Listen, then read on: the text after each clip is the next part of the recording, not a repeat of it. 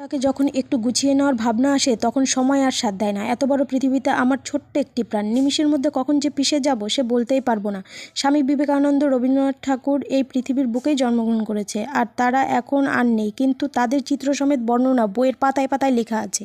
স্বামী বিবেকানন্দ, কবিগুরু রবীন্দ্রনাথ ঠাকুর এবং অন্যান্য ধর্মগ্রন্থের লেখক আমাদের কাছে স্মরণীয় হয়ে থাকবে। তাদের মতো স্বপ্নেও কোনোদিনও হতে পারবো না, এমনকি তাদের মতামতগুলোকে স্মরণ করে এগোতেও পারবো না। তাই যত্ন সহকারে রান্নাটাকেই বেছে নিয়েছি।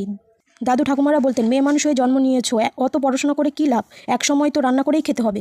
আজ যেমন মা রান্না করে খাওয়াচ্ছে, তেমনি তোমাকেও রান্না করে সংসার সামলাতে হবে। কথাগুলো আগে না বুঝলেও এখন ভালো করেই বুঝতে পারি। আর এখনকার সমাজে মেয়ে ছেলে সমানে সমানে দৌড়াচ্ছে নিজের যোগ্যতা অর্জনের জন্য। আচ্ছা যাই হোক, বইয়ের পাতায় স্মরণীয় পিতামাতাদের প্রণাম জানিয়ে আমার মনের কথাগুলোকে ক্যামেরাবন্দি করছি, যাতে পরবর্তী সময়ে আমার মতন হাল না ছেড়ে পড়াশোনাগুলোকে থামিয়ে না দেয়। নিজের যোগ্যতা নিজেকেই অর্জন করতে হয়, তা না হলে এই দুনিয়ায় কেউই মূল্য দিবে না।